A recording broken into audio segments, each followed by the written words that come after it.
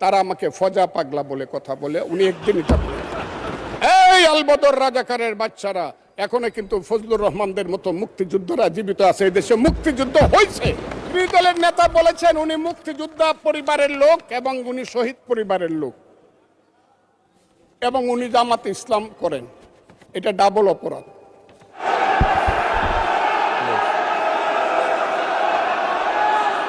এই যে দেখেন তারা বসেন।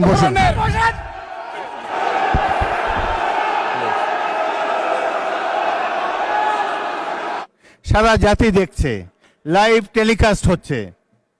সবাই আপনারা নির্বাচিত সদস্য, এখানে সবাই জনগণের ভোটে নির্বাচিত সদস্য। আমি প্রতিদিনই বলি যে রুলস অফ প্রসিডিওর বইটা একটু পড়েন। শিশুরাও লজ্জা পাবে এই ধরনের, যদি বয়স্ক শ্বশ্রমণ্ডিত ব্যক্তি, বয়স্ক যারা অলরেডি দাদা হয়ে গিয়েছেন, তাদের নাতিরাও হয়তো এখানে গ্যালারিতে বসে দেখছে, তারা কি ভাববে এটা সম্পর্কে? শ্রদ্ধা রেখেই বলতে চাই, মাননীয় সংসদ সদস্য বয়সে আমার বড়, তিনি মুক্তিযুদ্ধে তার অবদান সব কিছুই বলেছেন, কিন্তু নিজের অবদান বলতে গিয়ে আরেকজনের অবদানের উপরে হাতুড়ি পিটানোর অধিকার কাউকে দেওয়া হয়।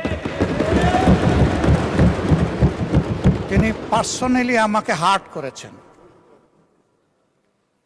তিনি বলেছেন যে আমি বলে থাকি আমি শহীদ মুক্তিযোদ্ধা পরিবারের সদস্য, তাহলে ইনি এটাকে চ্যালেঞ্জ করছেন। 2 নম্বর, উনি বলেছেন কোনো মুক্তিযোদ্ধা কিংবা শহীদ মুক্তিযোদ্ধা পরিবারের কেউ জামাত ইসলামী করতে পারে না। তাহলে উনাকে জিজ্ঞেস করে করা লাগবে? এটি আমার নাগরিক অধিকার। আমি কোন দল করব, কোন আদর্শ আমি অনুসরণ করব, এর উপর হস্তক্ষেপ করার ন্যূনতম কোনো অধিকার রাষ্ট্র কিংবা সংবিধান কাউকে দেয়নি। আমি এটার তীব্র নিন্দা জানাই। স্টার নিউজ, বাংলার খবর বিশ্বের সাথে।